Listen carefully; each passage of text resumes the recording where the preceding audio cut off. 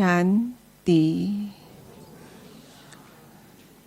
बेहद की वैराग्य वृत्ति के धनी, last so fast so first के बाप दादा के वरदान को जीवन में साकार स्वरूप प्रदान करने वाले सफल राज ऋषि राजयोगी आदरणीय राजयोगी भ्राता डॉक्टर सचिन भाई जी हम सब के बीच में हैं। एक हाथ हिलाकर हम आपका स्वागत करते हैं, सत्कार करते हैं, अभिनंदन करते हैं। वर्ष 2003 स्वर्णिम अक्षरों में लिखा जाने वाला वर्ष कि जिस वर्ष भ्राता जी को भव्य डायमंड हॉल में डायरेक्ट बाप दादा की मीठी दृष्टि और बोली से नया अलौकिक ईश्वरीय जन्म मिला और जन्म लेते ही पुरुषार्थ की तीव्रता और गहनता में न सिर्फ खुद लग गए लेकिन सभी साथियों को भी उड़ने और उड़ाने में जुट गए। 2002 में आपने MBBS की डिग्री प्राप्त की, उसके बाद MD की भी डिग्री प्राप्त की, फिर कई फेलोशिप प्रोग्राम्स भी किए, डिप्लोमा और अदर कोर्सेस भी किए और बाद में BACS हॉस्पिटल जो है मुंबई में, PD हिंदुजा हॉस्पिटल है, वहाँ पर जॉब एक्सपीरियंस भी लिया। जॉब एक्सपीरियंस, डिग्रियाँ, डिप्लोमा ये सब इकट्ठा करके आप मधुबन में आए और 10 अक्टूबर 2010 से ग्लोबल हॉस्पिटल ज्वाइन किया। वर्तमान में आप वहाँ पर head of the department of medicine हैं, कंसल्टेंट फिजिशियन है और इंटेंसिविस्ट के रूप में अपनी वहाँ सेवाएं दे रहे हैं। और यहाँ पांडव भवन में, ओम शांति भवन में हर रोज प्रतिदिन सुबह अमृत वेला के बाद तीव्र पुरुषार्थी ग्रुप कहें, सेल्फ प्रोग्रेस ग्रुप कहें, उनके साथ बैठते हैं और बाबा की शिक्षाओं पर डिस्कशन करते हैं, ज्ञान और योग की गहराई में उतरते हैं, कैसे प्रैक्टिकल स्वरूप देना है बाबा की शिक्षाओं को, वो सब आपस में न सिर्फ डिस्कस करते हैं लेकिन प्रैक्टिकल करने का प्रण भी लेते हैं और टेक्नोलॉजी के माध्यम से वो सारी खुशबू आप तक पहुंचती है। और आप जब सब यहाँ आते हैं तो डिमांड करते हैं एक क्लास सचिन भाई जी की। तो आपके लिए एक क्लास सचिन भाई जी की है आज, जहाँ पर सचिन भाई जी हमें बहुत सुंदर टेक्निक देंगे कि कैसे हम अंतर के पट को खोलें। तो सुनते हैं भ्राता जी को। आदरणीय भ्राता जी। ओम शांति।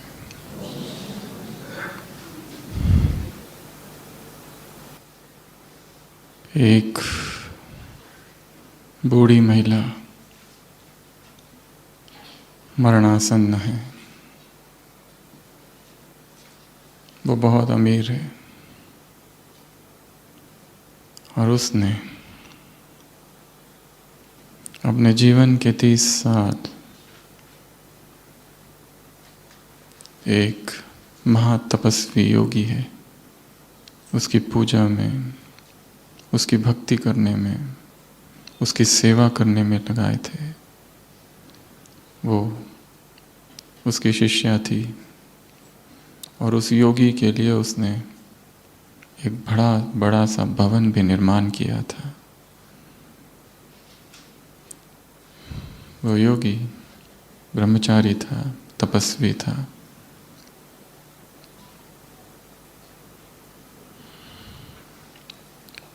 उस बूढ़ी महिला को लगा कि मैंने जिसकी 30 साल तक सेवा की श्रद्धा का जो पात्र रहा, क्या वास्तव में वो योगी है? मैं अब जा रही हूँ, किसी भी क्षण प्राण पखेरु उड़ जाएंगे। मैं ये जानना चाहती हूँ कि वो तपस्वी, वो योगी, वो जिसे मैं अपना गुरु कहती हूँ, क्या वो वास्तव में इतना महान योगी है? वो महिला अपनी दासी को बुलाती है और कहती है, तुम मध्यरात्रि, जब वो योगी अपने कक्ष में बैठकर ध्यान करता है आंखें बंद करके, तुम मोहिनी रूप धारण कर जाओ, दरवाजा खोलना और फिर भीतर जाना। वो दासी कहती है, आगे क्या करूं? वो महिला कहती है, जाना, उसके समीप खड़े रहना और उसके हाथ पकड़ लेना। वो दासी जैसा उसे कहा गया ऐसे ही रूप धारण कर, मध्यरात्रि जब योगी बैठा हुआ है ध्यान में, तपस्या मुद्रा में, वो दासी दरवाजा खोलती है, वो योगी की आंख खुलती है, वो देखता है ये कौन?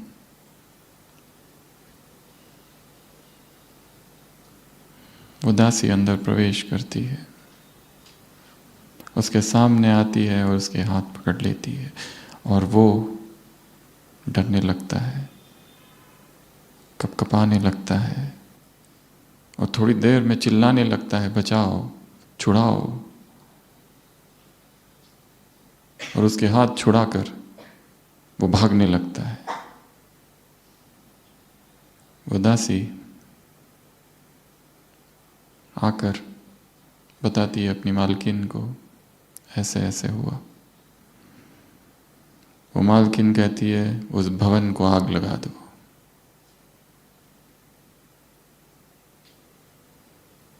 ये तो झूठा निकला। अभी वो तपस्या की अवस्था को इसने पाया ही नहीं है। अभी तक तो इसके मन में भय बसा है, करुणा की वो अवस्था से बहुत दूर है। मन में अभी द्वंद्व है। संपूर्ण निर्भयता, संपूर्ण निर्विकारिता अभी तक पाई नहीं है। वो भय ही था जिसकी वजह से वो इतना डर गया और भाग खड़ा हुआ। महिला कहती है, आग लगाते समय उस भवन में यदि वो योगी है तो भी आग लगा दो, वो भी भस्म हो जाए।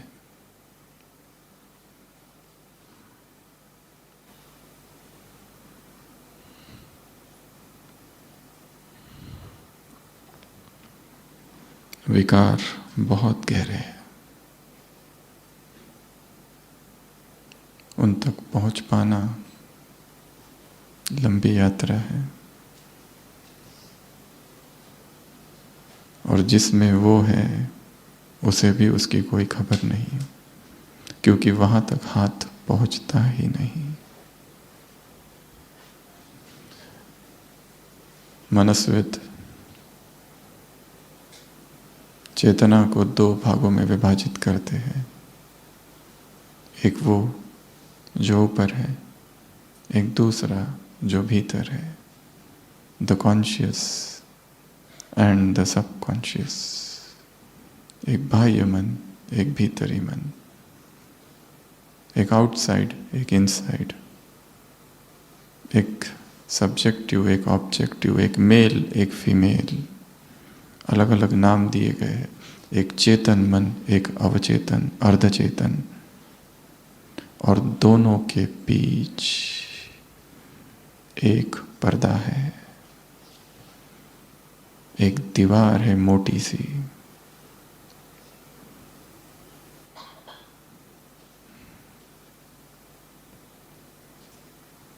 हम जो है वो नहीं है जो चेतन में दिखाई दे रहा है, जो मन में चल रहा है।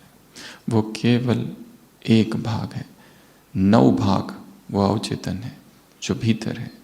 जैसे कोई हिमखंड, आइसबर्ग, जो ऊपर दिखाई दे रहा है वो केवल एक भाग है, 9 भाग नीचे है। विकार उस अवचेतन में छिपे हैं।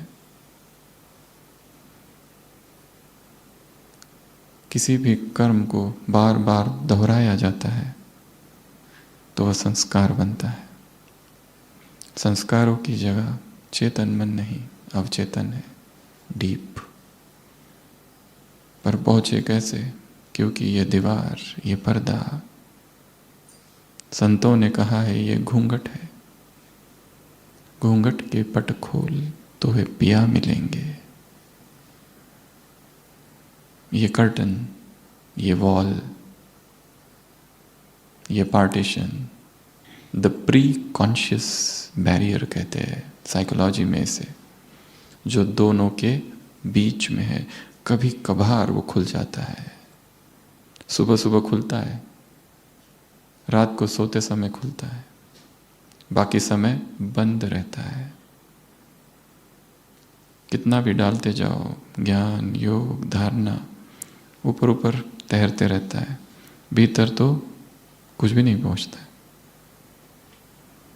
भट्टियाँ कर ली, क्या कुछ कर लिया,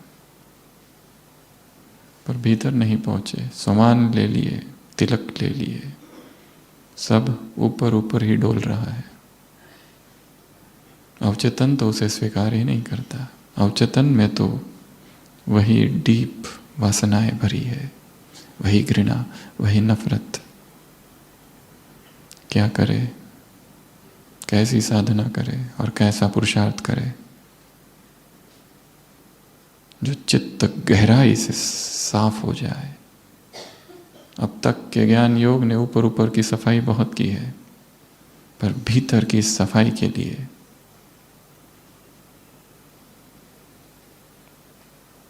गहरे मौन की आवश्यकता है। कल भी कहा था, बिना मौन के सारी साधनाएं विफल है। और जिन्हें गंभीर साधना करनी है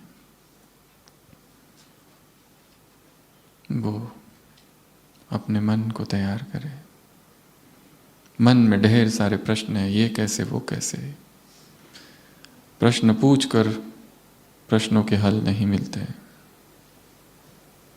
प्रश्नों के हल तब मिलते हैं जब मन शांत हो जाता है।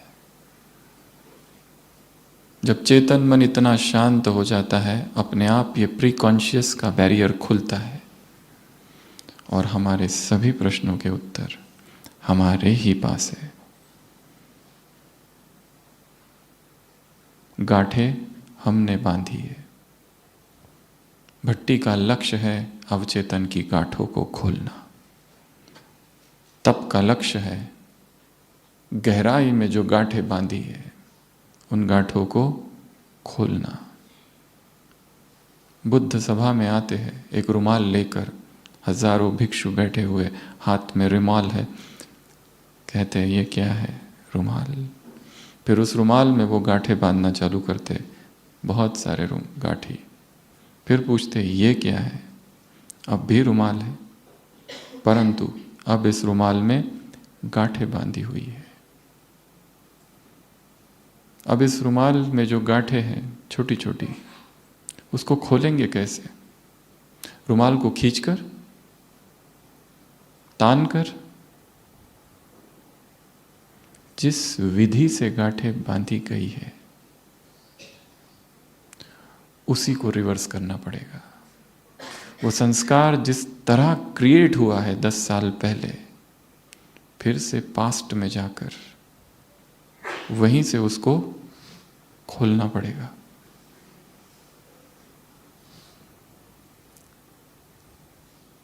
नहीं तो वो केवल दब जाएगा बस। और दमित भावनाएं और दमन किया हुआ चित्त और सप्रेस्ड और रिप्रेस्ड माइंड एक वोल्केनो की तरह है, कभी भी फट सकता है। फ्रोजन वोल्केनो ऊपर ऊपर से दिख रहा है, कोई भी विकार नहीं है, निर्विकार हो गया है चित्त। वो योगी रात रात भर बैठकर ध्यान करता है, शायद उसे भी नहीं पता उसके मन में अब भी भय है। करुणा की वो ऊंची अवस्था उसने अब तक नहीं पाई है। वो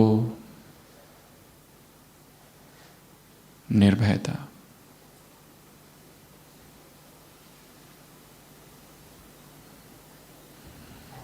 तो साधना को गहरा करना है। यहां आए हैं तो साधक की भांति बैठना है। बहुत ज्यादा लिखने का भी पुरुषार्थ न करें,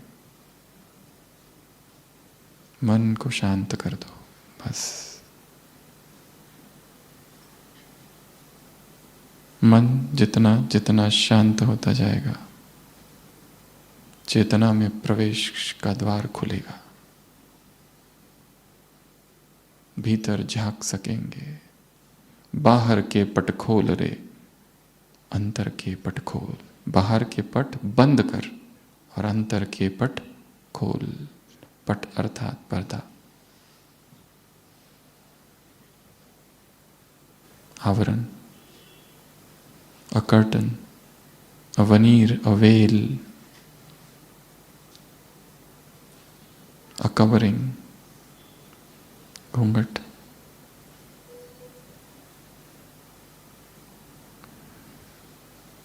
तो लक्ष्य रखना है मन को शांत रखने का। Excitement is the enemy of yogi. योगी का शत्रु है किसी भी चीज की एक्साइटमेंट, क्योंकि एक्साइटमेंट में चित्त बाह्यमुखी हो जाता है।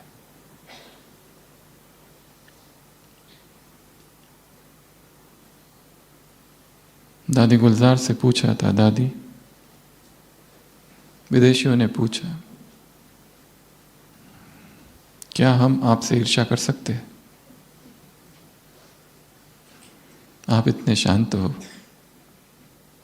इतना silence, are we allowed to become jealous of you? दादी कहती है, बचपन से ही मुझे बाबा काम देते थे, जाओ वतन में पूछ कर आओ, जाओ पूछ कर आओ उस अव्यक्त ब्रह्मा से जिसको तुमने देखा।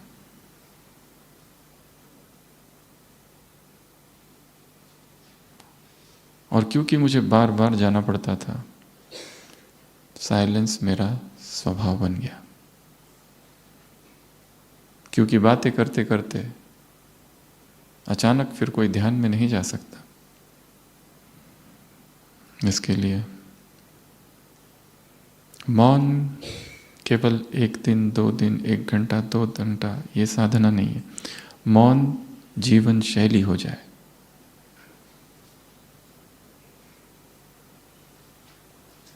मौन अर्थात चुप रहना नहीं,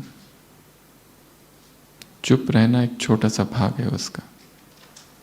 मौन अर्थात आत्मचिंतन, मौन अर्थात आत्मनिष्ठ अवस्था, मौन अर्थात देहात्म बुद्धि का त्याग, मौन अर्थात जो हूं, जो मेरा स्वरूप है उसमें मैं स्थित हूं, ये मौन है। और ये एक साधना है।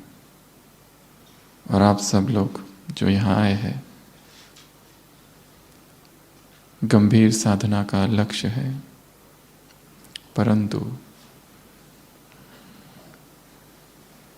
आज सारे दिन भर क्या किया? रात में बैठ के थोड़ा सोचना है। इतने सब मिलकर आए हैं, संगठन का बल है, और ऐसा मौका शायद फिर ना आए। शायद ऐसी ये भट्टी हमारे जीवन की अंतिम भट्टी ही हो, क्योंकि कल क्या होगा उसकी कोई गारंटी।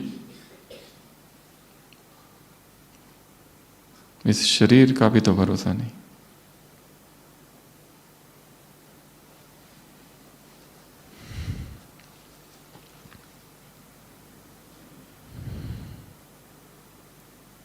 यहां से वापस घर कब पहुंचेंगे? कौन सी तारीख पहुंच रहे? लौकिक वापस पहुंच किस तारीख को रहे? 20 को। तो आपकी भट्टी चालू होगी 21 को। ठीक है, ये है रिहर्सल, ये है पूर्व तैयारी। यहां से तैयारी करनी है किस भट्टी के लिए? जो वहां जाकर चालू होगी। 21 डेज, 21 तारीख से 21 दिन की। यहां से जाने के बाद ये सार्वजनिक है, वो व्यक्तिगत होगी। ये सर्वविदित है, वो गुप्त होगी। यहाँ पे वक्ता, क्लासेस और करा रहे, वहाँ हम स्वयं होंगे।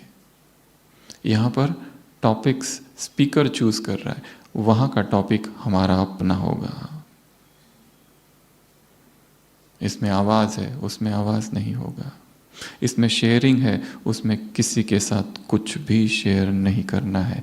और किस टॉपिक पर भट्टी करनी है वो अगले 3 दिनों में भगवान के घर में, अमृत वेले के शांत वायुमंडल में परमात्मा द्वारा आपको दिया जाएगा।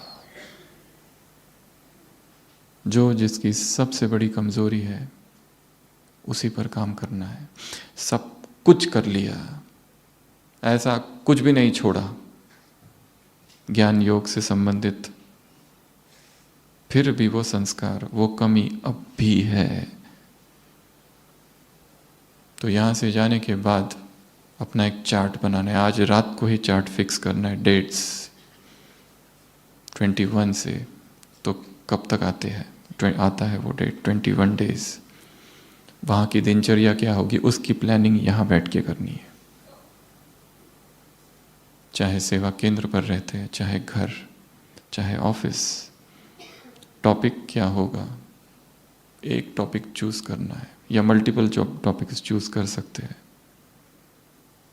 किसी का अमृत वेला नहीं हो रहा है तो 21 दिन केवल अमृत वेले पर काम करेंगे। दिन रात अमृत वेले से संबंधित जो कुछ है वो पढ़ेंगे।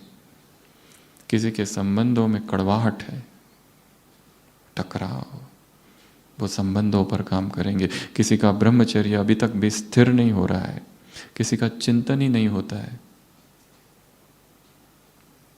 किसी के ऑफिस में कलह है, संघर्ष है, घृणा है किसी के प्रति, या कोई सफर कर रहा है, कोई दूसरा उसे परेशान कर रहा है। किसी एक आत्मा के साथ ऐसा कड़ा हिसाब है, न वो कहीं जाती है न हम कहीं, रहना एक ही साथ। बाबा को प्रार्थना कर करके थक गए हैं, बाबा उसकी ट्रांसफर कराओ, पर ना वो जाती है ना हम, कोई कहीं नहीं जाएगा। परमात्मा महावाक्य है, ना स्थान बदलेगा, ना व्यक्ति बदलेंगे, न परिस्थितियां बदलेगी। तुम्हें बदलना है। ना स्थान बदलेगा, ना व्यक्ति बदलेंगे, और ना परिस्थितियां। अगर भाग के चले भी गए तो यहां एक रावण है, वहां 10 रावण है। नए डिपार्टमेंट, नया घर, नया ऑफिस, नई कंपनी, नया सेंटर। अगर भाग कर गए तो, और हिसाब किताब किसी को छोड़ता नहीं है। जैसे गाय का बच्चा अपनी मां को ढूंढ लेता है, वैसे कर्म अपने कर्ता को ढूंढ लेता है। हिसाब किताब अपने मालिक को ढूंढ ही लेगा और आ जाएगा। तो ये एक महत्वपूर्ण बात है कि रियल भट्टी तो यहाँ से जाने के बाद चालू होगी। ये उसकी पूर्व तैयारी है। 3 दिन प्लानिंग कर लो। नहीं तो लोग मधुबन में आते, बहुत अच्छी भट्टी करते, बहुत अच्छा अनुभव होता है, वहाँ जाते हैं, उसका प्रभाव रहता है 10 दिन, 15 दिन, 20 दिन, और बाद में केवल एक यादगार रह जाती है। बहुत अच्छी थी। कैसी थी भट्टी? बहुत अच्छी। बस क्योंकि आए केवल एंटरटेनमेंट करके चले गए। ऊपर ऊपर से थोड़ी सी सफाई हो गई, थोड़ी खुशी मिल गई, थोड़ी शांत हो गया मन। पर याद रखना है, जो शांति का यहाँ अनुभव हो रहा है वो तुम्हारी शांति नहीं, मधुबन की शांति है। जो अशरीरीपन का अनुभव हो रहा है वो तुम्हारा अशरीरीपन नहीं, मधुबन का दिया हुआ अशरीरीपन है। यहाँ से जाते ही अगर इस अशरीरीपन को अपना नहीं बनाया तो वो यहीं रह जाएगा। वहाँ जाते ही वापस जैसे थे, वही दिनचर्या, वही संघर्ष, वही विकार, वही द्वंद्व, वही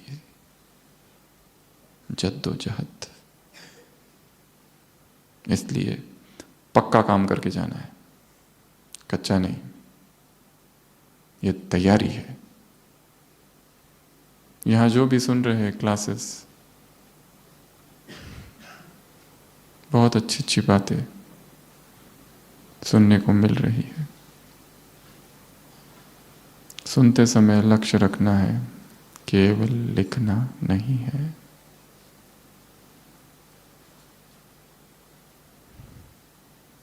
दो वाक्यों के बीच जो अंतराल है, जो मौन है, उस मौन में अपने भीतर प्रवेश कर जाना। क्योंकि काम बहुत बाकी है जो करना है। मोटी दीवार है सब प्रीकॉन्शियस की, पहुंच नहीं पाते। और एक एक परत हमको खोलनी है। तो आज हम चर्चा करेंगे ऐसी 8 परतों की, ऐसे 8 पट जो आवरण हो गए हैं। जब इनको जब तक नहीं खोलते तब तक भीतर की ज्योति का साक्षात्कार नहीं हो सकता।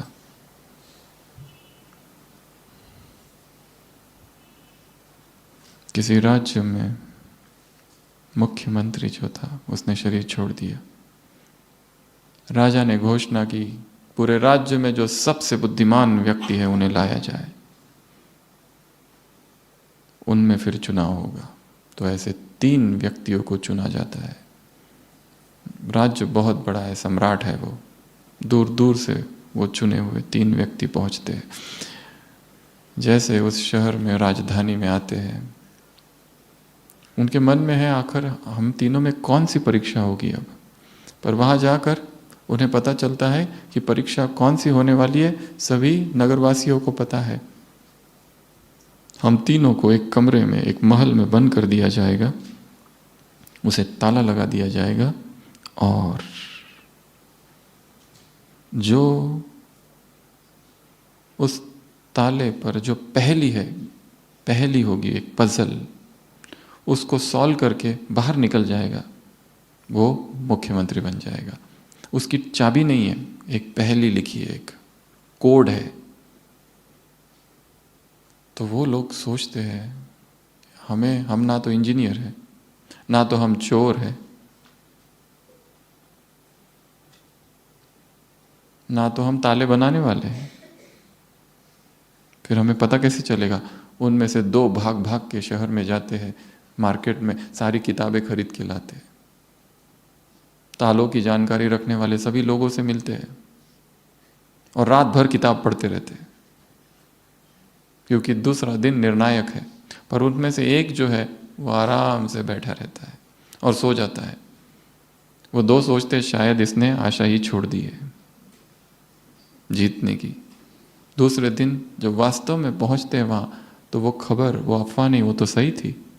राजा वास्तव में उन्हें अंदर एक महल बनाया, उसमें भेज देता है। वो 2 लोग अपने कपड़ों के अंदर किताबें भरकर छुपा के ले जाते हैं, क्योंकि शाम को भेजा जाता है, दूसरे दिन प्रतियोगिता है। और वो रात भर पढ़ना चालू करते, तालों के बारे में जितना कुछ जान सके। एक रात तो सोए नहीं है, और ये दूसरी रात। और वो जो एक है वो शांति से सो जाता है। उनको कंफर्म हो जाता है कि ये कंपटीशन से आउट है, अच्छा ही है, अब दोनों के ही बीच में है। एक तो पहले ही अपने आप कम हो गया है। दूसरा दिन प्रतियोगिता चालू, वो दोनों फिर पढ़ने लगते हैं।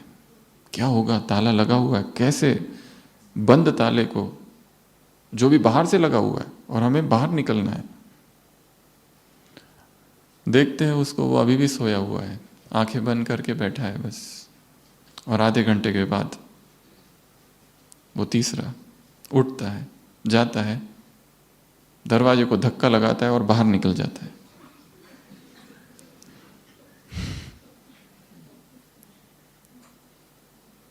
थोड़ी देर के बाद राजा और वो तीसरा बाहर आते, अंदर आते, कहते हैं, राजा कहता है बस करो, चुनाव हो चुका है, ही इज प्राइम मिनिस्टर, वो मुख्यमंत्री नियुक्त हो चुका है। कैसे?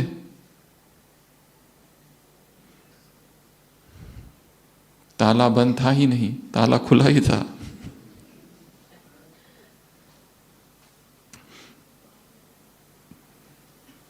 उस तीसरे से पूछते हैं, तुम्हें कैसे पता? तुम तो सोए पड़े थे। वो कहता है, पिछले 2 दिनों से तुम पढ़ रहे हो, लिख रहे हो, नोट्स बना रहे हो, हजारों प्रश्न है तुम्हारे मन में। मैंने एक ही काम किया, सभी प्रश्नों से मन को मुक्त करने का। मैंने एक ही काम किया, चेतन मन को शांत करने का। और जब चेतन मन शांत हो जाता है, अपने आप उत्तर आ जाता है। बाबा को बैठ के पूछने से कुछ नहीं मिलता, बाबा क्या करूं क्या करूं क्या करूं, बताओ बताओ बताओ, कैसे घर वालों को ज्ञान में लाऊं, कैसे पति को पत्नी को ज्ञान में लाऊं, कैसे बेटी को ज्ञान में लाऊं। बेटी माँ चाहती है कि संदली पर बैठकर मुरली सुनाए, ब्रह्मा कुमारी बन जाए, और बेटी को इंतजार है स्वप्न के सौदागर का, जो घोड़े पर सवार होकर आएगा और उसे ले जाएगा। और माँ कहती है, बाबा इसे ब्रह्मा कुमारी बना दो कैसे भी करके।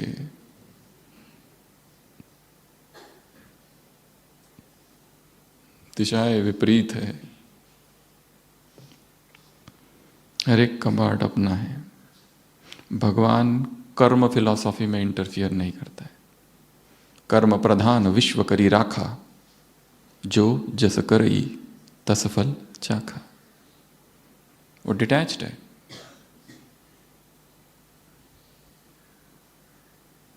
प्रकृति के डिपार्टमेंट में वो इंटरफियर नहीं करता है, और कर्मों के डिपार्टमेंट में इंटरफियर नहीं करता है। जिसने जो भी किया है उसको मिलेगा। Not a single blow is undeserved. Swami Vivekananda का लेक्चर है, सेंट फ्रांसिस्को में दिया हुआ 1900 में, कर्म फिलॉसफी। जो घुसा तुमको मिल रहा है ब्लो, तुम उसके लायक थे, वो मिलना ही चाहिए था, you deserve it. Karma has no menu. कर्मा का कोई मेन्यू नहीं है। कर्मा कैफे, कर्मा रेस्टोरेंट में कोई मेन्यू नहीं है। You get what you deserve. आप वेटर को नहीं बुला सकते, इधर आओ ये मुझे लाके दो। तुम्हें वही मिलेगा जो तुम्हें मिलना है। तो लक्ष्य रखना है, मन को शांत कर देना। बहुत सारे प्रश्न नहीं, कुछ भी प्रश्न नहीं, सभी प्रश्नों के उत्तर मौन से मिलते हैं। गुरु बैठा हुआ है, शुकदेव, नैमिचारण्य वन, हजारों 12 साल का छोटा बच्चा बैठा हुआ है, शुकदेव, भागवत कथा चल रही है, श्रीमद् भागवतम शास्त्रम। इतने सारे साधु महात्मा बैठे, सब बूढ़े बूढ़े हैं, सबके मन में प्रश्न है, गुरुस्तु मौनम व्याख्यानम शिष्यस्तु चिन्ह संशया। वो कुछ बोल नहीं रहा है, केवल उसका मौन ही काफी है उनके सभी संशयों को दूर करने के लिए। वो पावर है साइलेंस में। इसके लिए साइलेंस ये नहीं कि आज हमने कुछ भी नहीं बोला, इसको साइलेंस नहीं कहते। साइलेंस स्वभाव है, आदत है, नेचर बनाओ उसको। कर्म किया, वहां बोलना पड़ता है, बोलो। कर्म पूरा हुआ, मौन, इंटरमिटेंट साइलेंस। और साल में एक बार अपनी सोलो भट्टी करनी है, रिट्रीट करनी है, कम से कम 10 दिन। जगत से नाता कट ऑफ, टोटल मौन। अगर हो सके तो कोई ऐसी जगह मिल जाए, वहां पर जाकर। विदेश में भट्टियां भारत के जैसी भट्टियों जैसी नहीं होती है, कोई क्लास नहीं होता है उसमें। साइलेंस रिट्रीट होती है, बैठते हैं, कोई किसी से कुछ बात नहीं करता, कोई क्लास नहीं, कुछ नहीं। मोबाइल पहले दिन ही दे दो, आखिरी दिन मिलेगा, 12वें दिन। ऐसी जगह किसी से कोई संपर्क नहीं, पहाड़ों पर कहीं। डीप रियलाइजेशन उनका लक्ष्य होता है। कोई क्लास नहीं, कुछ नहीं, नो इलेक्ट्रॉनिक्स अलाउड। पहला दिन, दूसरा दिन मौन का, तीसरा दिन, चौथा दिन जब मौन का चालू होता है, तब थोड़ा थोड़ा झलक मिलने लगती है भीतर की। तब तक तो केवल उधेड़ बुन है संकल्पों की, पता ही नहीं चल रहा है अंदर क्या हो रहा है। खाली सुन रहे, बहुत अच्छा लिख रहे, बातें कर रहे, कुछ ये केवल ऊपर ऊपर है। मौन की उस अवस्था में रियल अनुभव चौथे दिन से चालू होते। 3 days, 0 speech, and then 4th day भीतर की झलक। पहला पट, अज्ञान का पट, अविद्या का पट, अंधकार का पट, इसको खोलना है। हमने अपने आप को बहुत बड़ा ज्ञानी अंदर से समझ रखा है कि हमने सब जान लिया, पर जो कुछ हमने जाना है सम टोटल, वो केवल सूचनाएं मात्र है। किसी को भी यहां बिठा दो और उसको कहो भाषण दो। ब्राह्मण इतने पावरफुल और स्ट्रांग है कि 1 घंटा किसी भी टॉपिक पर बोल सकते हैं। उसको बताओ बाप समान कैसे बनना, बाप की एक बात बतानी पर 1 घंटा तो आराम से विस्तार करके बोला जा सकता है। रोज भले 8 बजे उठता हो, पर उसको कहो अमृत वेले के महत्व पर बोलो, तो ऐसा धुआंधार भाषण करेगा कि सामने वाले सोचेंगे सही में हमें करना चाहिए अब। और वो अभी अभी 8 बजे उठकर 9 बजे लेक्चर देने आया था। भाषण देने का धारणा से कोई संबंध नहीं है, भाषण कला है केवल। एंगर मैनेजमेंट पर क्लास कराओ और उसके बाद में ऐसा गुस्सा। टाइम मैनेजमेंट पे क्लास कराने जा रही है। रेलवे स्टेशन पर उतरे, ट्रेन से जा रहे और ट्रेन छूट गई। क्लास किस पर कराने जा रहे थे? टाइम मैनेजमेंट पर। दुकान में टाइम लगा दिया पानी भी नहीं लेने में, ट्रेन गई। सबसे पहला पट है अज्ञान। ये स्वीकार करो हमने अब तक जो जाना है कुछ नहीं जाना है, बहुत कुछ जानना बाकी है, बहुत कुछ जानना अभी बाकी है। ज्ञान की पिपासा, ज्ञान की तीव्र उत्कंठा, इंटेंस क्वेस्ट फॉर नॉलेज जितनी तीव्र होगी, जानना है क्या है, क्यों ऐसा कह रहा है भगवान, कुछ तो होगा। क्योंकि जो जाना है हमने समझा ये संपूर्ण है।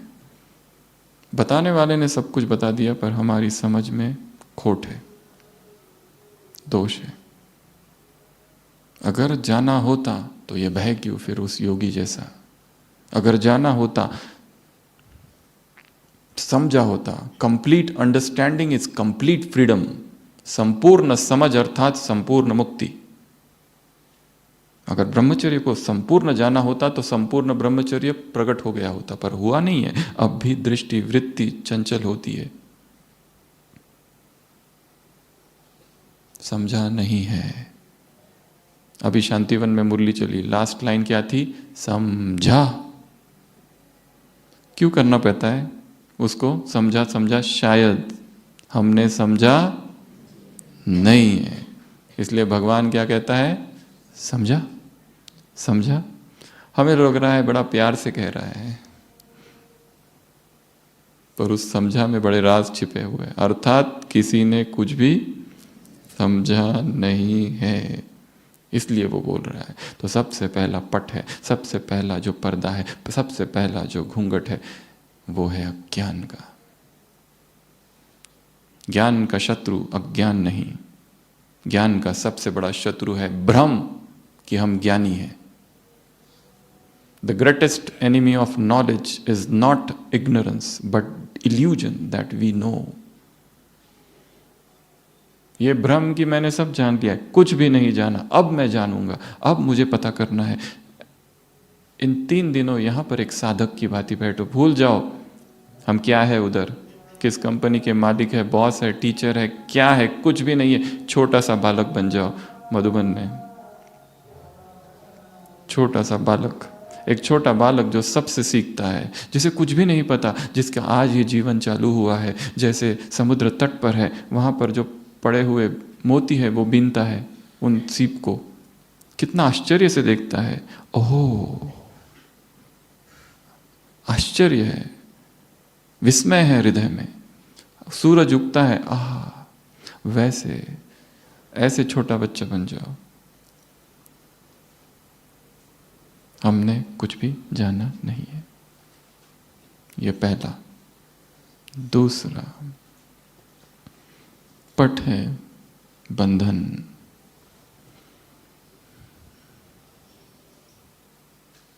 बंधन, हमने अपने आप को कहीं ना कहीं किसी ना किसी में बांध के रखा है।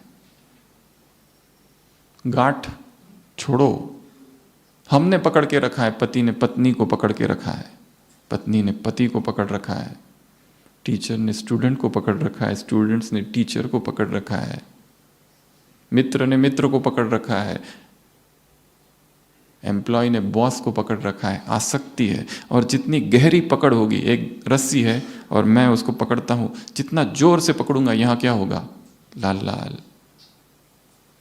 छोड़ो, क्या कर दो? छोड़ दो।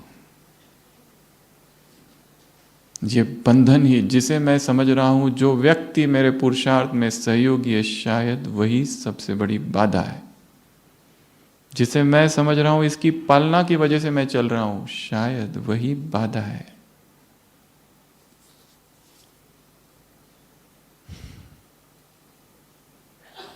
यही तो रियलाइज करना है इस भट्टी में। नोट्स बहुत है, ज्ञान तो विस्तार बहुत है, हजारों क्लासेस की तो बाढ़ आ गई है।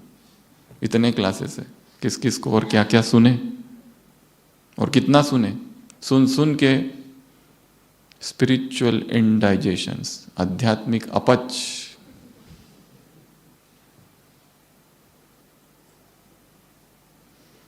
सुनना कम करो, चिंतन को बढ़ाओ। लिखना कम करो, चिंतन को बढ़ाओ, एकांत को बढ़ाओ, मौन को बढ़ाओ। 1 घंटे का मौन वो दे देगा सच्चा मौन, जो 12 घंटे का ज्ञान चिंतन भी नहीं दे सके, जो ज्ञान की चर्चा नहीं दे सकता। क्योंकि यहां तो हमें अंतर के पटों को खोलना है।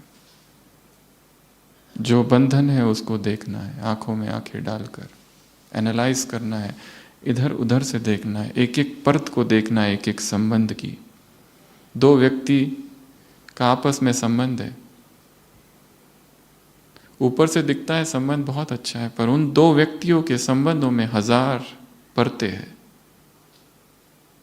अभी ये परत ऊपर है, थोड़ी देर में नीचे वाली ऊपर होगी, फिर ऊपर वाली नीचे, नीचे वाली ऊपर। कभी बहुत प्रेम, क्या करूं इसके लिए, और कभी बाबा इसकी ट्रांसफर कराओ जल्दी, या मेरी कराओ। लव हेट रिलेशनशिप, पति पत्नी से झगड़ता है, सुबह सुबह ऑफिस जाने के पहले, ऑफिस जाते जाते सोचता है अच्छा किया उसको सबक सिखाया, ऐसा ही डांटना चाहिए उसको, बहुत सिर पर चढ़ा के रखा था। ऑफिस पहुंचता है, सोचता है थोड़ा ज़्यादा ही बोल दिया, इतना नहीं बोलना चाहिए था, इतनी भी खराब नहीं है, अच्छी है। दोपहर होते होते लंच के समय में सोचता है नहीं, वेरी बैड। चिंतन करता है कि गलती तो मेरी थी, उसकी कहाँ थी गलती। शाम होते होते सोचता है जाके अभी माफ़ी मांग लूंगा, बस गलती मेरी है, मुझे माफ़ी मांगनी चाहिए। जाते जाते सोचता है कुछ गिफ्ट लेके जाऊंगा, गुलदस्ता, और पूरी तैयारी करके पूरा फ्रेम करता है कौन से शब्दों का प्रयोग और किस तरह करूंगा, वाक्य रचना। घर पहुंचता है, फिर से झगड़ा चालू।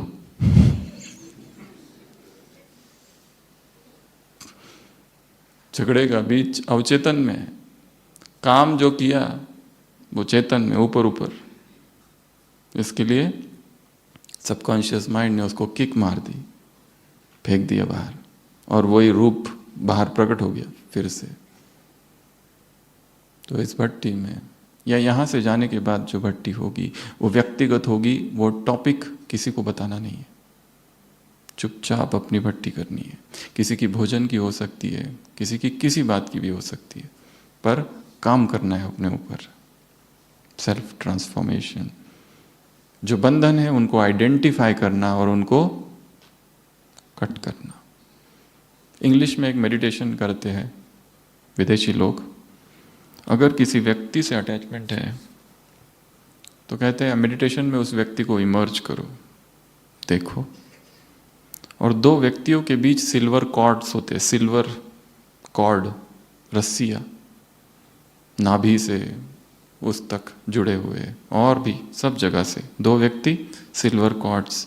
अमृत वेला एक सीजर लो इमेजिनरी और उसको कट करो। सूक्ष्म काम, ये वो लोग कहते हैं जो आध्यात्मिक नहीं है परंतु इस तरह से काम करते हैं, कट करते जाओ। किसी व्यक्ति से आसक्ति है या घृणा है, एक संबंध ऐसा बन गया है कि डिपेंडेंस हो गया है, कट द कॉर्ड्स। उसको भी मुक्त हो जाने दो, हम भी मुक्त हो जाए। ये बंधन उसके लिए भी बाधा है, मेरे लिए भी बाधा है। तीसरा, कंफर्ट जोन, ये भी एक पट है। हमने अपने आप को एक सुरक्षा क्षेत्र में रखा है, अध्यात्म अर्थात छलांग असुरक्षा में, एक सुरक्षा कवच निर्माण कर रखा है, कंफर्ट जोन, बस इसमें हम करेंगे। कोई भी नई चीज करना नहीं चाहते जिसमें रिस्क है। अध्यात्म की तो यात्रा ही चैलेंजेस की यात्रा है, रिस्क की यात्रा है, नया नया करने की यात्रा है। वो आज तक नहीं किया है, प्रयोग करो।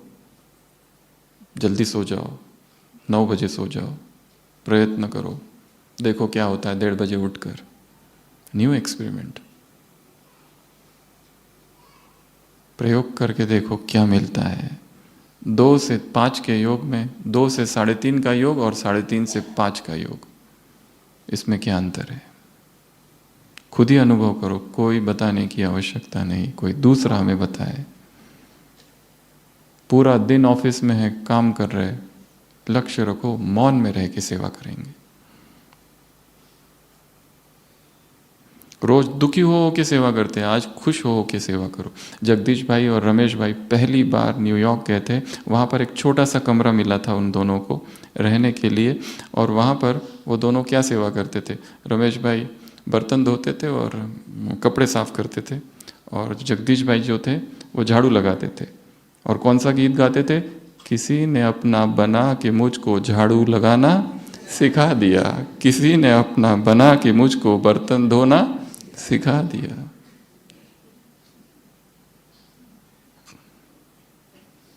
अपने कर्म को एंटरटेनमेंट बना देना है। तभी जगदीश भाई की और एक बात है, जब वो वापस आने लगे तो कहने लगे मैं अब जा रहा हूँ, दिल्ली जा रहे हम, तो कमला नगर में थे, तो कहते हैं कि मैं विग लगा के जाता हूँ, बाल तो है ही नहीं पहले, और वहाँ जाके बताऊँगा कि देखो पहली बार बाबा की सेवा करने गया ना तो बाबा ने ये पुरस्कार दे दिया, बाल उगाए हैं सेवा का फल। तो सेवा क्या बन जाए? एंटरटेनमेंट। दुखी होके मर मर के नहीं कर, खुशी खुशी से, आनंद से, और चैलेंजेस लेते हुए, जो मुश्किलें आए, जो दुख हुआ उसको दुखी हो, खुशी होनी चाहिए। हिसाब चुकतू हो रहे, किसी ने कुछ बोल दिया, अच्छा हुआ, चुकतू हो गया, और भी कोई बोलने वाला है तो आ जाओ फटाफट। जिसको अपमान करना है, जिसको डांटना है, जिसको जो करना है, जो बोलना है सब बोल लो, अंदर का सब निकाल लो। अंदर जो भरा है ना घृणा, नफरत हमारे लिए, उसका हल्कापन आ जाएगा उसको। ठीक है, निकाल दो सब, तुम्हारा उसी में कल्याण है। और रही बात हमारी, आग लगे बस्ती में, हम हैं अपनी मस्ती में। तीसरा, कंफर्ट जोन से बाहर निकलो, नया करो कुछ, वो जो अब तक किया नहीं है। गो फॉर लॉन्ग वॉक के लिए निकल जाओ, 5 किलोमीटर्स, 10 किलोमीटर्स। छुट्टी का दिन है, समय है, एकांत में चले जाओ, 8 घंटा 10 घंटा किसी प्राकृतिक स्थान पर बिताओ, अकेले। सेल्फ भट्टी जितना अनाउंस करके करेंगे उतना प्रभाव कम। मैं आज मौन करने वाला हूं, बस यहीं पे मौन टूट गया, आज मेरी भट्टी है, खत्म। अब मैं ये करूंगा, यूं करूंगा, त्यों करूंगा, ऐसा करूंगा, वैसा करूंगा, बस वहीं पे खत्म। जो करोगे उसे गुप्त कर दो।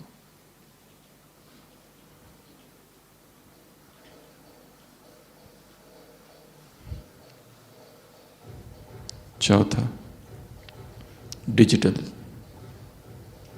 डिजिटल दुनिया से बाहर निकलने की कोशिश।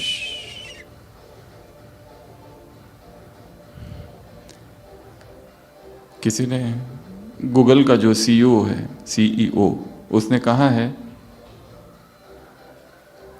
Do not go online without a purpose. Online अगर जाते हो तो पर्पस के साथ जाना है। क्लास सुनने जा रहे हैं, क्लास सुनो और क्लास सुनकर निकल के आ जाओ, नहीं तो वो नगरी बहुत बड़ी है, भटका देगी। पर्पस है, कुछ ढूंढना है, उतना ढूंढा और वापस, बस। नहीं तो ये ऑनलाइन है, ये एडिक्शन है। Online shopping, online news, online games, addict हो गए। हम राउंड लेते हैं हॉस्पिटल में, पेशेंट्स एडमिट होते हैं, उनके छोटे छोटे बच्चे वहाँ होते हैं, गेम्स खेलते रहते हैं, एडिक्ट हो गए गेम्स के, भयंकर एडिक्शन है वो। ऑनलाइन गेम्स, ऑनलाइन शॉपिंग, ढूंढते रहते क्या खरीदूं, क्लिक, चीज आ जाती है घर पर। ऑनलाइन न्यूज, इसने क्या किया, उसने क्या किया, ये क्या कहा, उसने क्या कहा। Do not go online without purpose, और जाके वापस आ जाना है। ठीक है, ये बहुत बड़ा एडिक्शन है। अपने डिजिटल रिलेशनशिप क्या है उस पर स्टडी करो। उस मोबाइल को भी सुबह सुबह क्या कर देना, सकाश थोड़ी सी, बहुत विकर्म कराता है। प्यूरिटी की थोड़ी इधर उधर से सकाश दे दो उसको। वो जो एप्स इंस्टॉल कर रखे हैं ना, उनको भी थोड़ी सकाश देते रहो। खींचते हो, मुझे देखो, मुझे देखो, कुछ आया है मुझ में नया, इनबॉक्स कम। ब्लैक होल की तरह है, सक कर लेता है। अगला, ईगो, अहंकार। हमारा अहंकार इतना सूक्ष्म है, हमें नहीं पता हम कितने अहंकारी हैं। वो तो तब पता चलता है जब कोई अपमान करता है, वो तो तब पता चलता है जब कोई रिस्पेक्ट कम देता है, वो तो तब पता चलता है जब ग्लानि होती है, तब तक कुछ पता नहीं चलता है। सब लोग स्तुति कर रहे हैं, अहंकार का कहाँ पता चलता है कुछ। जब चोट लगती है, एक चोटिल चेतना को अनुभव होता है कि बहुत बड़ा हर्ट हुआ है। जितना ज़्यादा अहंकार उतनी ज़्यादा फीलिंग। मुझे मेरे तरफ ध्यान नहीं दिया, मुझे कोई देखता नहीं, सुबह से बीमार हूँ, पूछता भी नहीं कोई। एक भाई अनुभव सुनाते हैं, नीचे बरेलती में थे, बीमार था, दूसरे भाई को कहा थोड़ा कुछ लेके आओ मेरे लिए खिचड़ी, वो शाम तक आया ही नहीं, शाम को लेके आया, भूल ही गया। लोगों को वैल्यू नहीं है हमारी। हम जब दूसरे बीमार है तो उनकी इतनी सेवा करते हैं, हमारे साथ कुछ हुआ तो कोई पूछता तक नहीं, कुछ चाहिए, कुछ पिया, कुछ लाऊं, कुछ नहीं पूछता।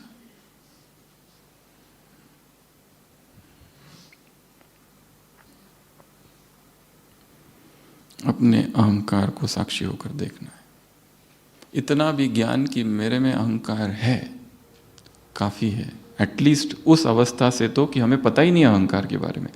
हम उस पर काम तो करेंगे थोड़ा थोड़ा, अहंकार है जानता हूं, पर काम चालू है, एक दिन सफलता मिलेगी। अगला, फूड, भोजन। भोजन के साथ हमारा किस तरह का संबंध है, क्योंकि जो हम शरीर में डाल रहे हैं उसी से मन बन रहा है, या फिर जो डाल रहे वही मन बन रहा है। आयुर्वेद कहता है जो भोजन हम खाते 3 भागों में विभाजित होता है, जो स्थूल है निकल जाता है व्यर्थ, जो बीच का है वो शरीर बनता है, और जो ऊपर का है वो मन बनता है। क्या हम खा रहे हैं उस पर भी अपनी व्यक्तिगत इंडिविजुअल भट्टी करनी है। रिलेशनशिप टू फूड, ये खाया तो क्या अनुभव, ये खाया तो योग की स्थिति क्या। भारी खाओ उतना मन भारी, शरीर भारी। जितना हल्का होगी चेतना भोजन, उतना मन अपने आप हल्का रहेगा, अशरीरीपन का अनुभव बहुत सहज होगा। इसके लिए गहरा काम करना है भोजन पर, थोड़ी जानकारी बढ़ानी है उसकी। वैज्ञानिक कहते हैं मनुष्य अपनी कब्र खोदता है, किससे? अपने दांतों से, खा खा के।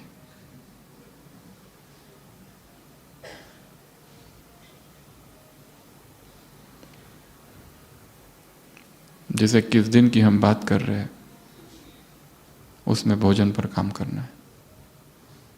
हो सकता है बहुत सारी बीमारियां चली जाए। उसके बाद में अगला, लोभ या संग्रह वृत्ति। बाबा कहते तुम बड़े लोभी हो, क्योंकि तुम्हारा लोभ क्या है? स्वर्ग। पर यहां पर तुम वनवाह में हो, कोई वस्तु नहीं चाहिए हमें। निर्मल शांता दादी थे, कोई कुछ कुछ लेके आते थे, वहां जो बहनें थी वो फिर बीच में कहती भी थी कि हाँ दादी के लिए ये लेके आना। दादी उन बहनों को कहती थी तुम क्या भूखी हो? मांगना नहीं है किससे कुछ, कोई दे ठीक। और संग्रह, चीजें दबा के रखी है सारी। अलमारी खोलो तो पता नहीं कितनी उसमें साड़ियां और कितने कुर्ते उसमें और कितने जूते, ना यूज करते हैं खुद, ना करने देते हैं दूसरों को। संग्रह वृत्ति छोड़ दो। चीजें आएगी, चीजों को जाने दो। जितना जाने देंगे और आएगी, जितना पकड़ के रखेंगे रुक जाएगी। इसलिए लेट गो, इस पर भी काम करना है। यहां बैठकर अपने घर का चक्कर लगाना है कल सुबह अमृत वेला, ठीक है? अलमारी एक एक खोल के देखना है अमृत वेला। बर्तनों की जो अलमारी रैक है ना, उसको भी देखना है थोड़ा। कल सुबह अमृत वेले पूरे घर का चक्कर लगाओ, घर की एक एक दीवार को पवित्रता की किरणें दो, सेंटर की एक एक दीवार को प्यूरिटी की किरणें दो। ऑफिस और लोग और वहां की दीवारें, वो सीढ़ियां, वो रोड जो रोज जाते हो, उसको यहीं बैठ के सकाश दो। एक यहां बैठ के काम वहां के लिए करना है, क्योंकि यहां से तो चले जाएंगे। इसके लिए यहां किस लिए आए हैं? तैयारी करने के लिए। वहां क्या करना है उसकी, यहां बैठे हुए वहां क्या करना है? हल्की हल्की मन में थोड़ी थोड़ी प्लानिंग चालू रहे। उसके बाद में आदत, अगला आदतें। कौन सी आदतें? पहली आदत आलस अलबेलेपन की आदत। उठाओ खुद को, जगाओ खुद को, बहुत सो लिए, समय कम है। पहले स्थूल में काम करना है और फिर सूक्ष्म में। अपनी दिनचर्या को ऐसा बना दो कि उसमें किसी भी व्यर्थ के लिए समय ही नहीं है, सुबह से लेकर रात तक। क्योंकि सभी विकारों की जड़ है फुर्सत, खाली टाइम। हमें विकारों का कोई आकर्षण नहीं है, न शरीर का आकर्षण है, पर खाली टाइम है। तो बुद्धि कहाँ जाती है फिर? मोबाइल, इंटरनेट, यूट्यूब, आकर्षण और भटकाव। टीवी मीठा जहर है। टीवी बाबा टीबी की बीमारी कहते थे। Cinema, stop. सब गंदगी किचड़ा अंदर घुसता है। वो वायलेंस जो दिखाते हैं उसमें, तो हिंसा दिखाते हैं। हिंसा देखने वाला ये आंखें शांत कैसे हो सकती है? स्टॉप। ये आदत है आलस अलबेलेपन की। बेगिंग की, मांगने की, भीख मांगने की आदत।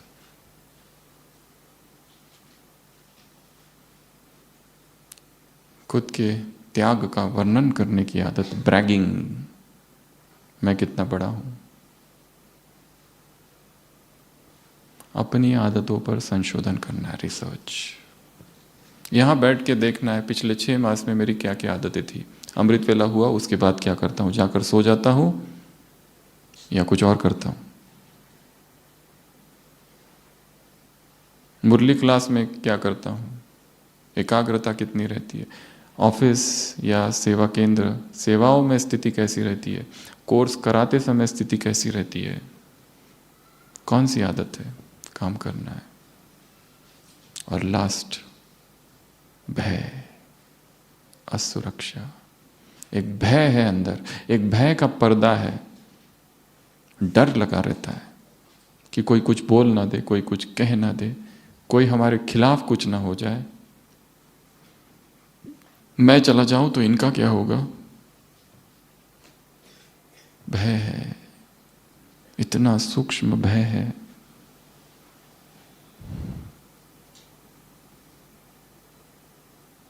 और वो दिखाई नहीं देता, अचानक प्रकट होता है।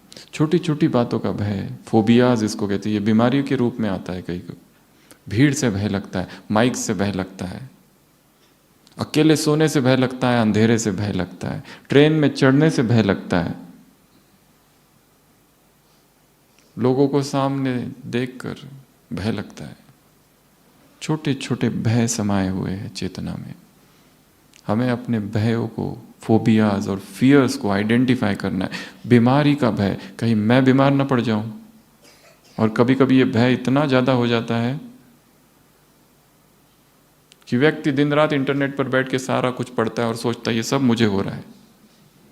और फिर हमारे पास आते हैं, कहते हैं मुझे कैंसर है। हमने कहा किसने बताया? ये सब पढ़ लिया है, ये जो दिख रहे हैं ना दाग, उसी के तो है। कोई टेस्ट किया? टेस्ट करने की जरूरत ही नहीं, पूरा निकाल लिया इन्फॉर्मेशन। और कितना कन्विंस करो, उसकी मम्मी उसको समझाती है, कहती है मैंने इसको सब समझा दिया, मैं मानने को ही तैयार नहीं। कहता है कैंसर ही है। क्या करूं अभी इसका? इतना डीप चला गया है वो कि मैं बीमार हूं, मैं बीमार हूं। और दूसरे कोई और दूसरे लोग हैं, वो कहते हैं बाकी सब बीमार पड़ते, हम ही नहीं पड़ते। पता नहीं क्यों सब बीमार पड़ते, इतनी खातिरी होती है, सब एडमिट होते, हमको भी एडमिट करो। कोई ध्यान ही नहीं देता। हम भी तो कभी बीमार पड़े, हमें भी तो सलाइन लगे। वो सलाइन की बूंदे एक एक दिखती है टपकते हुए, तो एकदम छाती फूल जाती है, वाह मजा आ गया। और फिर मिलने लोग आते, अभी कैसे? हम कहते थोड़ा ठीक है पहले से। कहने में इतना आनंद अनुभव होता है। कोई गुलदस्ते लेके आते, वैसे तो कोई पूछता नहीं। कमरे में, हॉस्पिटल के रूम में जब कोई नहीं तो चुपचाप चले जाते बाथरूम तक, अगर कोई हो तो पकड़ पकड़ के।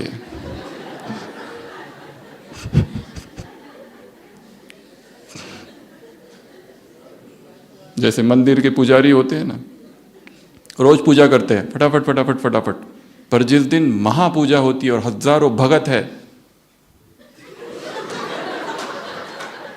ऐसा एक राउंड होता है धीरे धीरे, और जब कोई देखने वाला नहीं है तब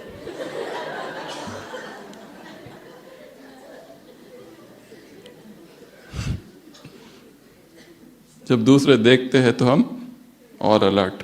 यहां बैठ के योग कराना है, और पीछे बैठ के, वहां कोई देखने वाला नहीं है, यहां सारों की आंखें घूर घूर कर देख रही है। योगी स्टेटस का सवाल है। नींद आ रही है परंतु आंखें खोल कर नींद कर रहे हैं, खुली आंखों में गहन निद्रा का अनुभव।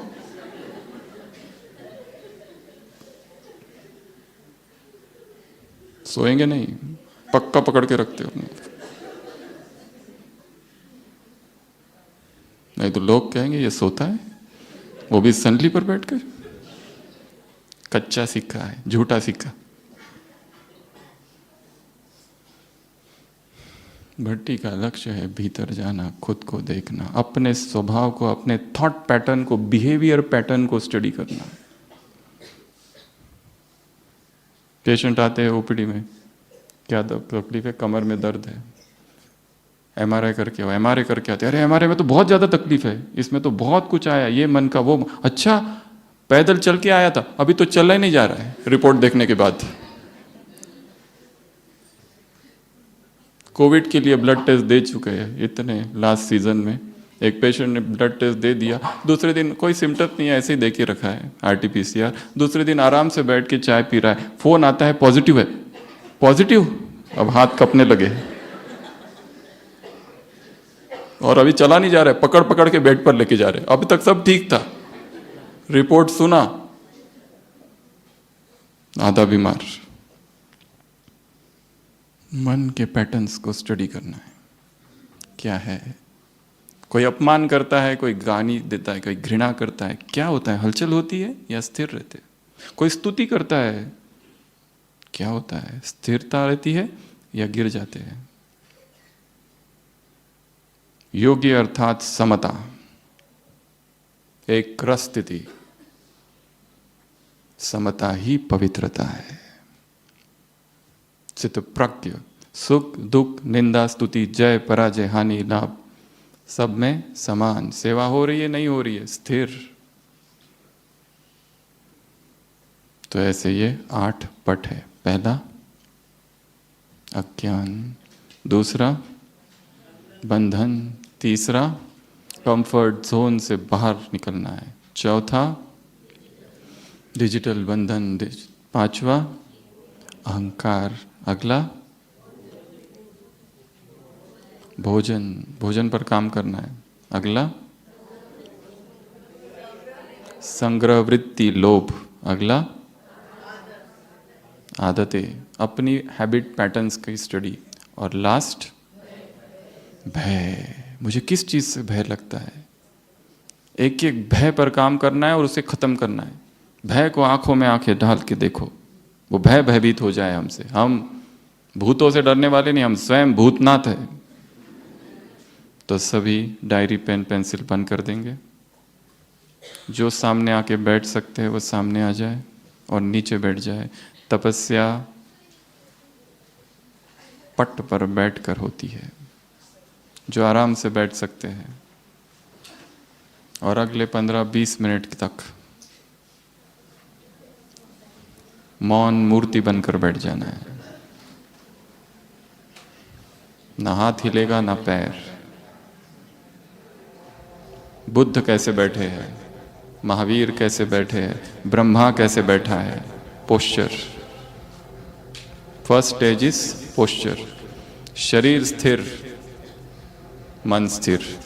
शरीर हिलेगा, मन भी हिलेगा।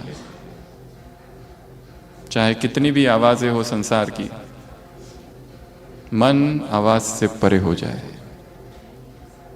क्योंकि कान नहीं सुनते, आत्मा सुनती है।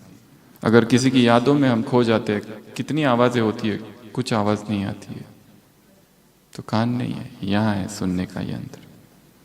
तो सभी स्थिर सभा में मैं चेतना अकेली हूं।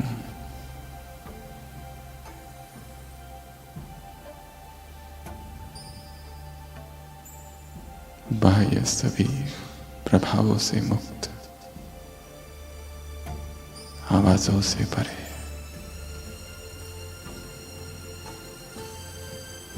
कुछ पल के लिए आंखें बंद कर देंगे, अपने शरीर को शांत करेंगे, मन से देखेंगे सिर के सिरे से पांव तक एक एक अंग को। मन को शरीर में घुमाएंगे,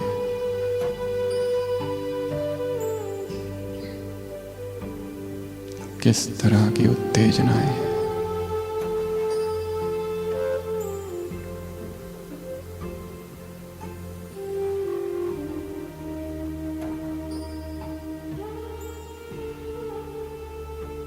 आंखें, मुख, कान, चेहरा, राइट शोल्डर, राइट आर्म, दाया संपूर्ण हाथ, बायां हाथ, छाती, पेट, पीठ। मन को घुमाएंगे शरीर में। दाया पैर, बायां पैर,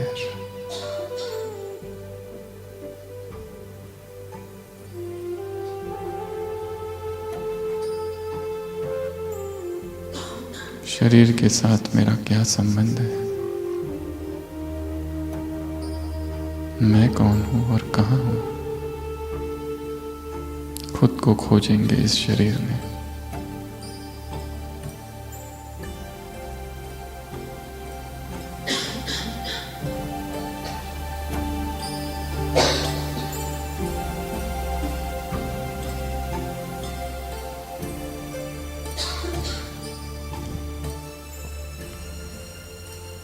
भ्रुकुटी की कुटिया में विराजमान मैं चैतन्य ज्योति हूं।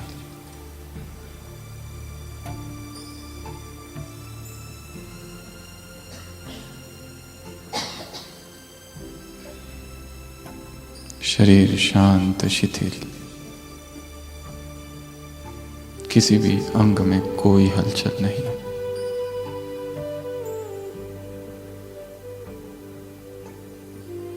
मन की आंखों से देह के भव्य भाल पर विराजमान ज्योतिर्मयी आत्मा को देखेंगे।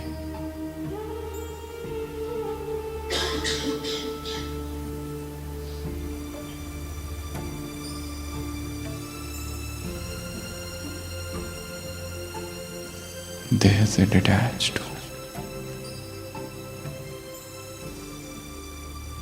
निर्विचार, मौन,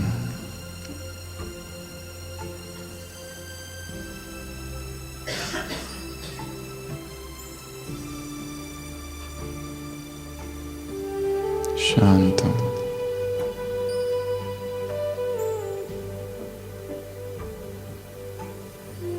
स्थिर हूं।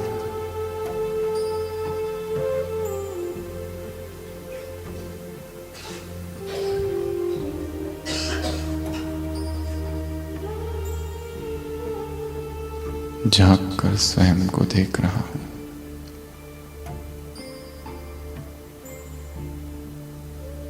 स्वयं के अज्ञान का पट खुल रहा है।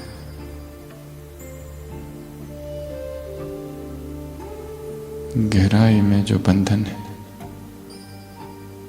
टूट रहे।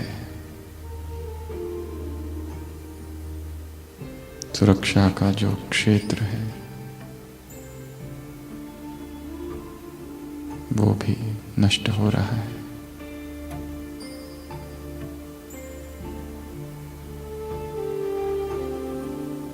संसार के इलेक्ट्रॉनिक्स और डिजिटल दुनिया में जो आसक्ति है समाप्त हो रही है। भोजन में जो आसक्ति है विरक्ति आ रही है।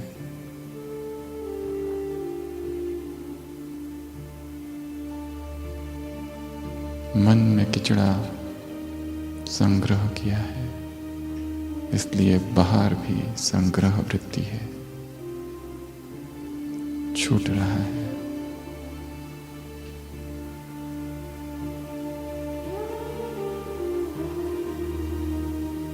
स्वयं की आदतों को देख रहा हूं। अवचेतन में प्रवेश हो चुका है।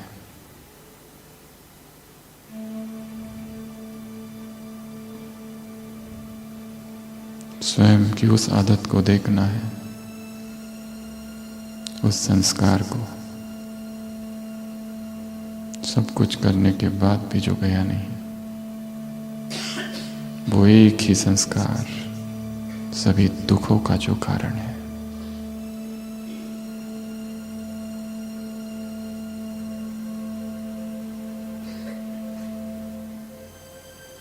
बार बार उसी ने आके दुखी किया है।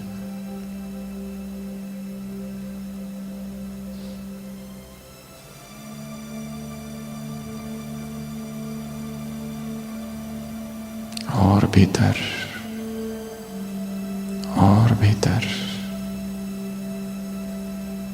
अंतश्चेतना में प्रवेश। कौन से सूक्ष्म भय है, डर है।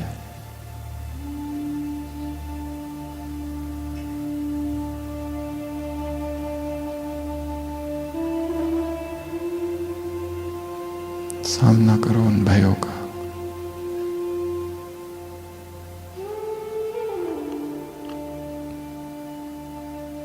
अब मैं आत्मा इस शरीर को छोड़ जा रही हूं ऊपर, संसार से परे, तत्वों से परे, निहारिका से परे, अंतरिक्ष से पार, सूक्ष्म वतन में। सम्मुख अव्यक्त बापदादा है। सभी आंखें खोलेंगे और बाबा को देखेंगे।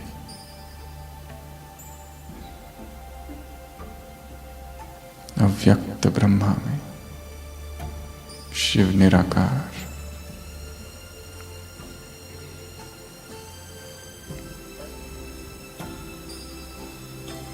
बाबा से दृष्टि लेते रहेंगे। डीप और डीप।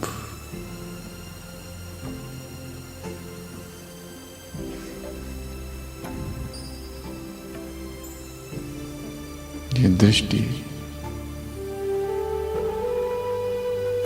सारे द्वार खोल रही है। बाबा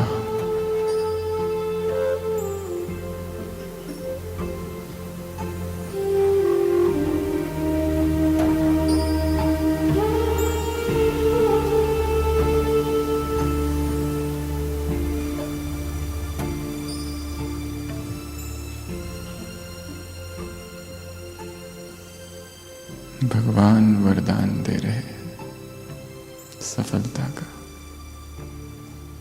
जो मेरी अपनी व्यक्तिगत भट्टी चालू होगी यहां से जाने के बाद, विजयी भव।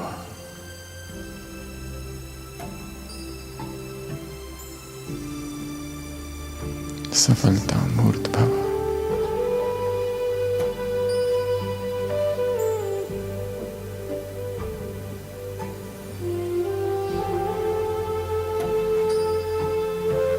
निर्विघ्न भव।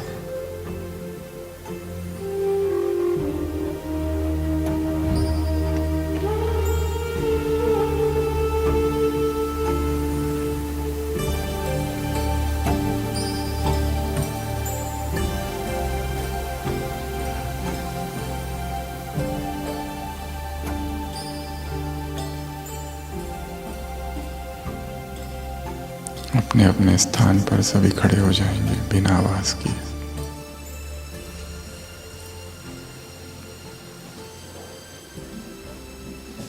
बाबा से दृष्टि लेते रहेंगे।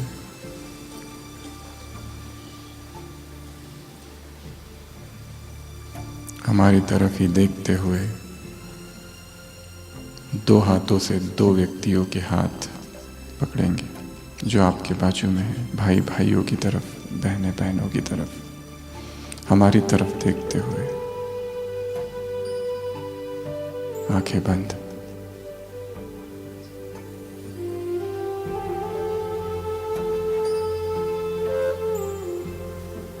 मैं परम पवित्र आत्मा हूं।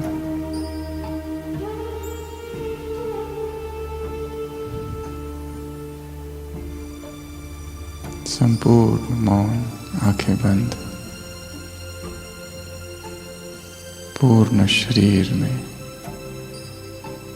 पवित्रता की ऊर्जा दौड़ रही है। मेरे दोनों हाथों से पवित्र प्रकंपन इन दो आत्माओं को जा रहे हैं। अनुभव।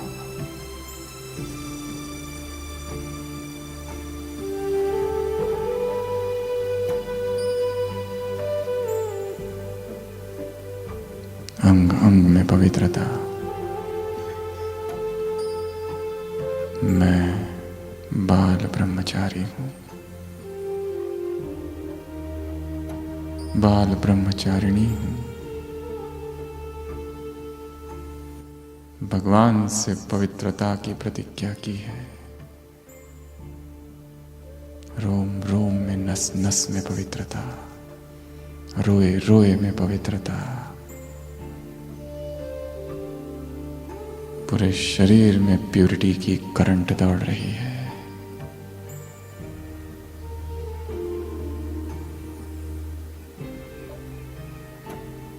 और परम धाम से पवित्रता के सागर की पवित्र किरणें मुझ पर।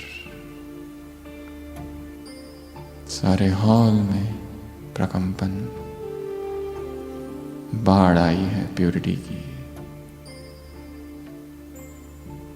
इंद्रियों में छिपे हुए विकार भस्म हो रहे हैं। विकारों की सड़ांध नष्ट हो रही है। मैं शिव शक्ति हूं। मैं शिव की अर्धांगिनी हूं। मैं शिव की शिवा हूं। सारे शरीर में करंट दौड़ रहा है। ब्रह्मचर्य। बाबा, प्रतिज्ञा है तुमसे, मधुबन की इस पावन भूमि में समस्त ब्राह्मण परिवार के आगे मैं आत्मा अखंड, निर्बाध, निर्विघ्न पवित्रता की प्रतिज्ञा करता हूं। यह जीवन आजन्म ताउम्र प्यूरिटी के लिए समर्पित है। भगवान के सामने मधुबन की भूमि में प्रतिज्ञा है। अब तक जो हुआ हो गया, पर अब नहीं।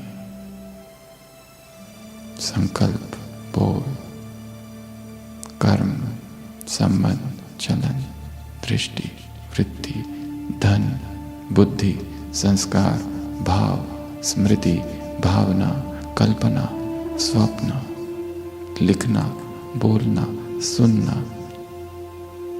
खाना, स्पर्श, हर बात में प्यूरिटी। मैं पवित्रता का अवतार हूं। मैं पवित्रता की देवी हूं।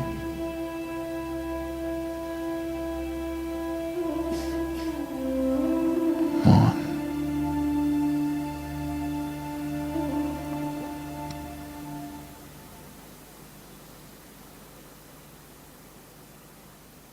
इसी मौन में सभी नीचे बैठ जाएंगे। भगवान से दृष्टि लेते रहेंगे। परमात्मा दृष्टि का प्रतिज्ञा से मिलन हो रहा है। परमात्मा दृष्टि संकल्प में शक्ति भर रही है। दृष्टि लेते रहेंगे। अवश्य ही अंतर के पट खोलने का बहुत सुंदर मार्गदर्शन मिला हो।